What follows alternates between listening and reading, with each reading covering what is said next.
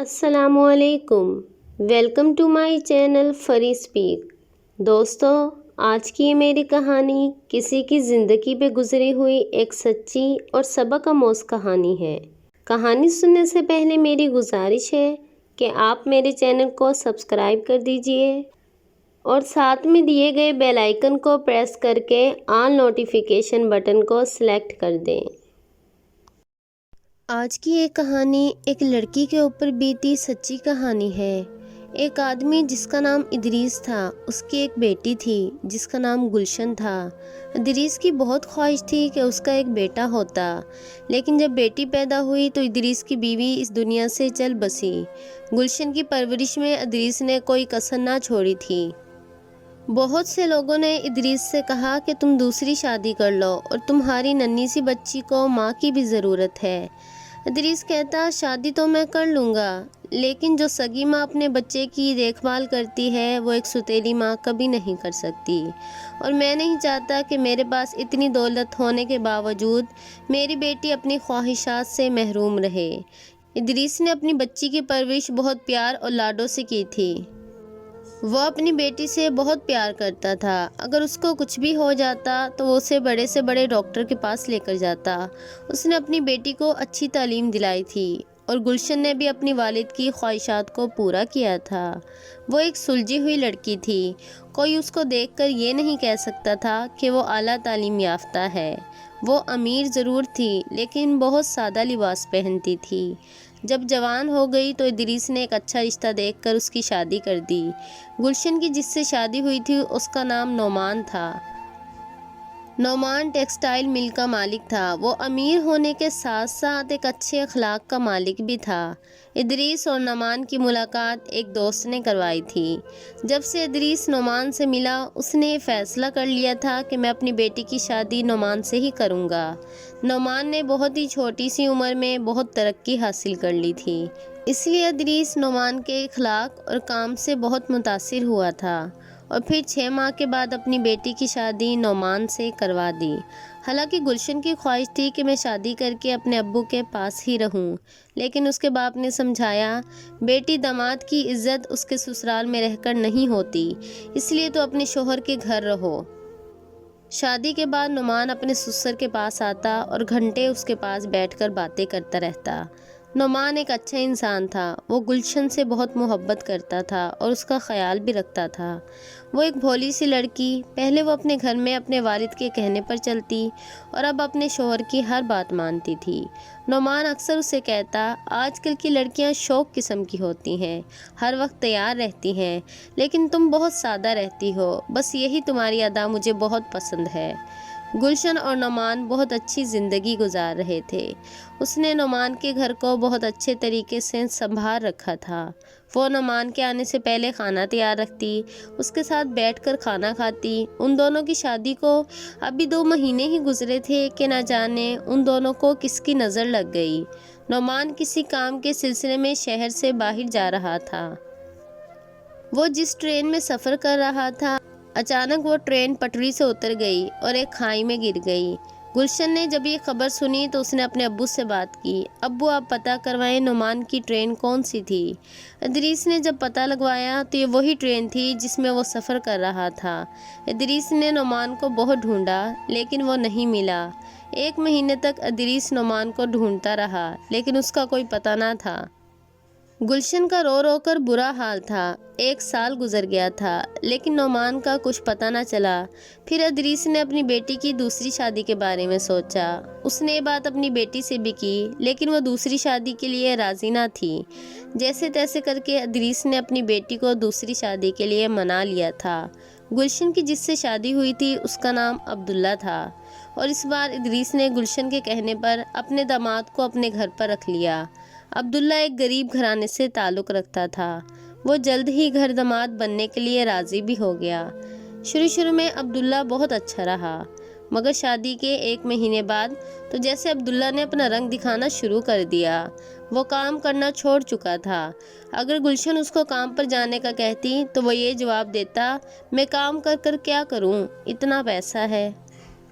تمہارے ابو کے پاس جو اتنا پیسہ ہے، مجھے کام کرنے کی کیا ضرورت ہے؟ ویسے بھی مجھ سے کیوں پوچھ رہی ہو؟ تمہیں تو سب کچھ مل رہا ہے نا، تو تم فکر کیوں کرتی ہو؟ میری تنخواہ بہت کم ہے، میں تمہاری خواہشات کو ویسے بھی پورا نہیں کر سکتا۔ کام کرنے کا کوئی فائدہ نہیں، اس سے بہتر ہے کہ میں گھر میں رہوں۔ گلشن نے 2 سے 3 بار عبداللہ کو سمجھانے کی کوشش کی، لیکن وہ نہ مانا۔ وہ ہر وقت موبائل پر لڑکیوں سے باتیں کرتا رہتا۔ گلشن کے منع کرنے کے باوجود بھی وہ اپنی اس حرکت سے باز نہ آیا۔ آخرکار گلشن نے اپنے ابو سے کہہ دیا، یہ سارا دن گھر میں رہ کر لڑکیوں سے باتیں کرتا رہتا ہے، اور آپ اتنی عمر کے ہو کر کام کر رہے ہو۔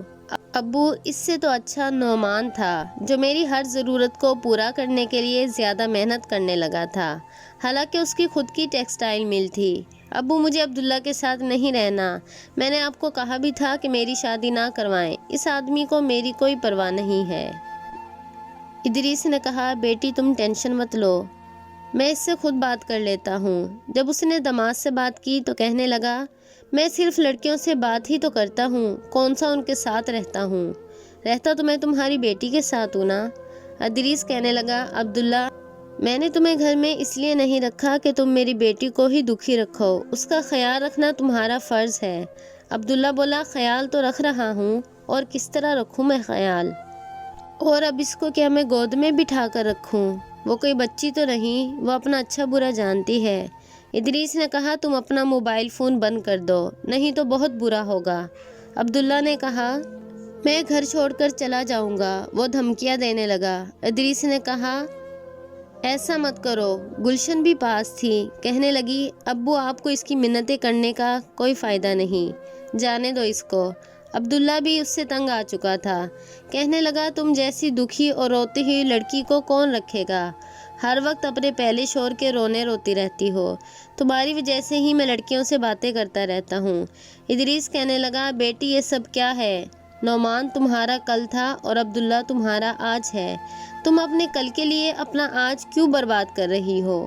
وہ کہنے لگی، ابو، نعمان جیسا تھا یہ ویسا ہرگز نہیں۔ اس کی آنکھوں میں آنسو آ گئے، وہ روتے ہوئے کمرے سے باہر چلی گئی۔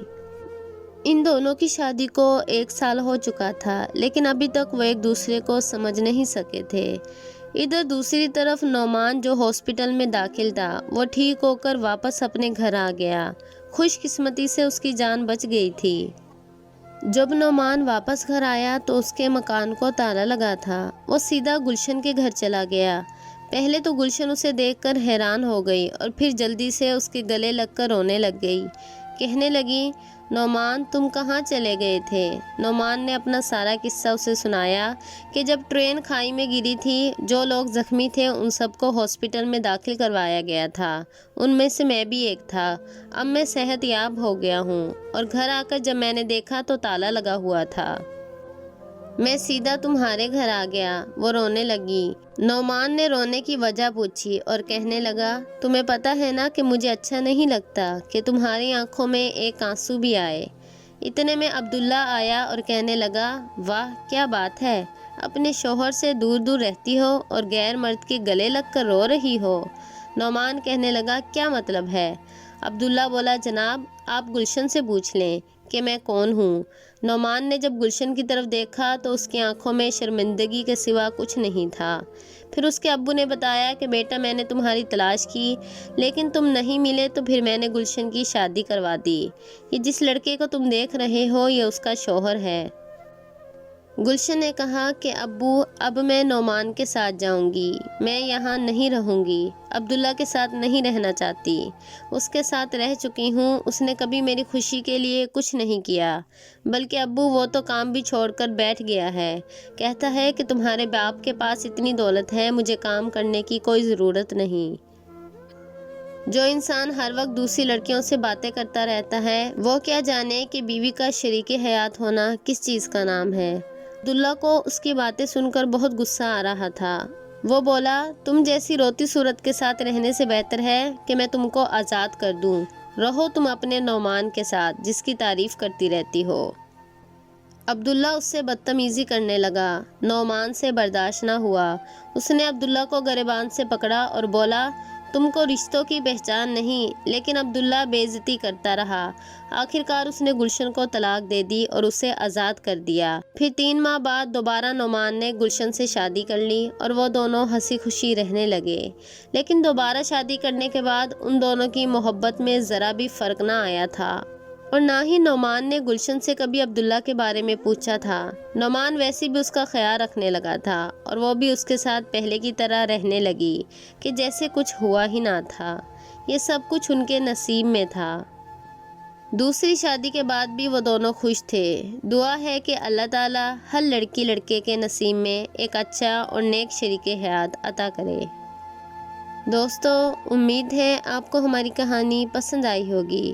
آپ بھی اپنی قیمتی رائے کا اظہار کمنٹ سیکشن میں ضرور دیجیے گا، اور ہماری ویڈیو کو زیادہ سے زیادہ شیئر اور لائک کرنا مت بھولیے گا۔